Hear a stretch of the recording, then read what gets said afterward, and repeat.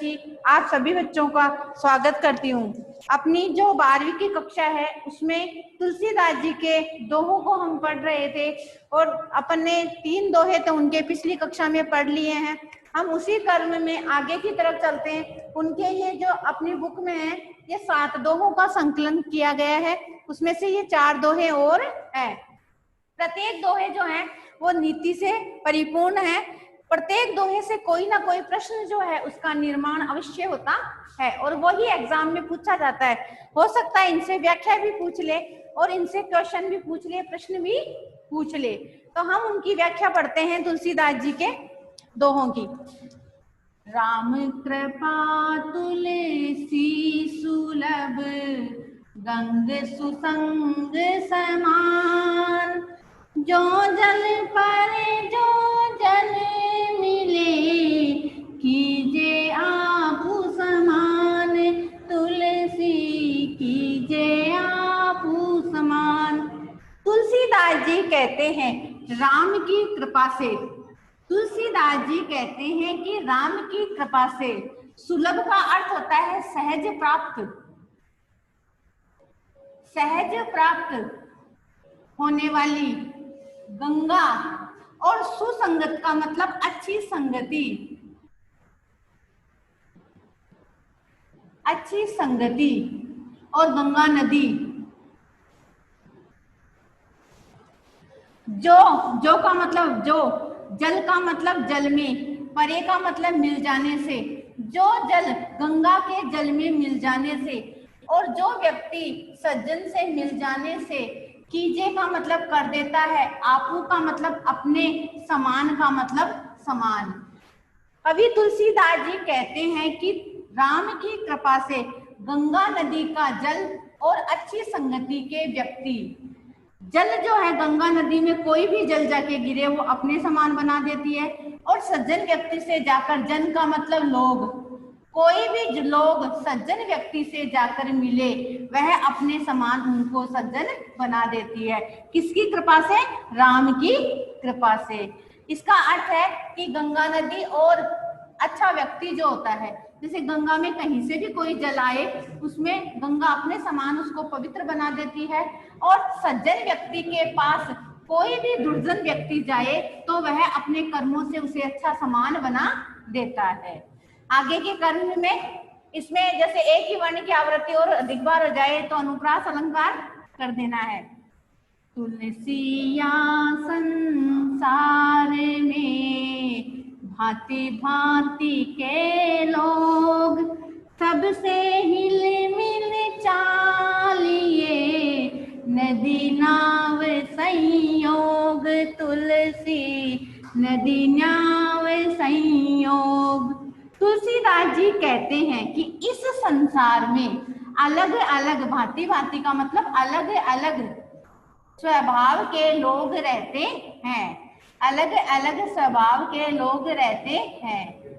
हमें सबसे, सबको मतलब सबसे हिल मिलकर अर्थात एक साथ चलना चाहिए या रहना चाहिए। जिस प्रकार से नदी और नाव, नदी में नाव जो है, नाव में बैठे हुए व्यक्ति जो हैं वो जैसे जैसे अपने गंतव्य पर पहुंच जाते हैं, उसी प्रकार से ये जीवन रूपी नाव जो है उसमें सभी लोग अपने अपने स्थान पर पहुंच जाते हैं। अर्थात कभी भी किसी की मृत्यु हो जाती है तो हमें सबके साथ प्रेम से मिलकर रहना चाहिए। इसी दोहे का यही अर्थ है कि हमें अलग अलग स्वभाव के लोग रहते हैं, सबसे मिलजुल कर चलना चाहिए। आगे के कर्म में तुलसी पावस के समय धरि को कीलन मौन, अब तो दादुर बोलिए हमें पूछिए कौन, तुलसी हमें पूछिए कौन। कवि तुलसीदास जी कहते हैं कि पावस का अर्थ होता है वर्षा ऋतु।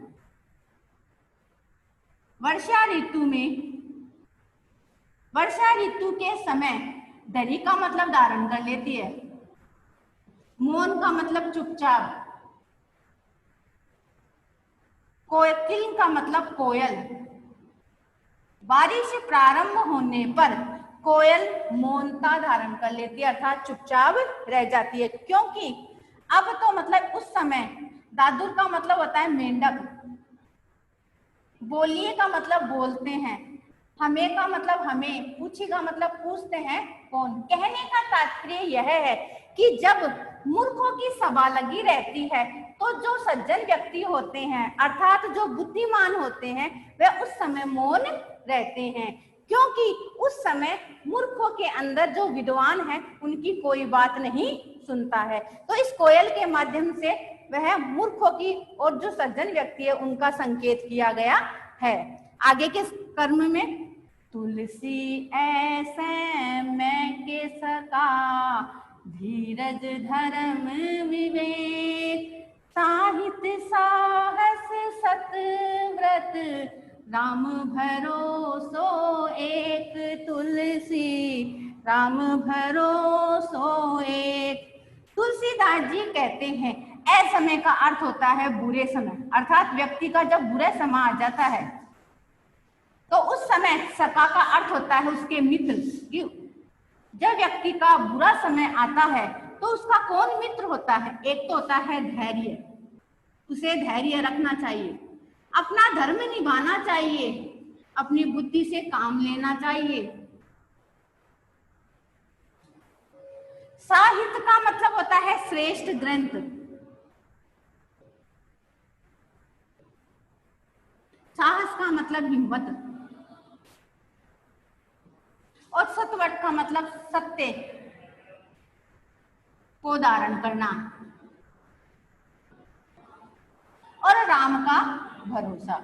कहने का तात्पर्य है कि जब व्यक्ति का बुरा समय आता है उस समय उसके सच्चे मित्र जो हैं, एक तो धैर्य होता है, एक धर्म होता है, एक उसकी बुद्धि होती है, एक अच्छे अच्छे ग्रंथ उसको पढ़ने चाहिए, हिम्मत उसको रखनी चाहिए और सत्यता का साथ देना चाहिए और राम पर भरोसा रखना चाहिए कि ये मेरा बुरा समय समाप्त हो जाएगा और अच्छा समय मेरा प्रारंभ हो जाएगा। तो इससे पिछली कक्षा में यहाँ पर जो एग्जाम थी उसमें क्वेश्चन भी बना था कि बुरे समय के सखा कौन होते हैं, तो ये वाली जो सारी बातें हैं आपको उसमें लिखनी थी।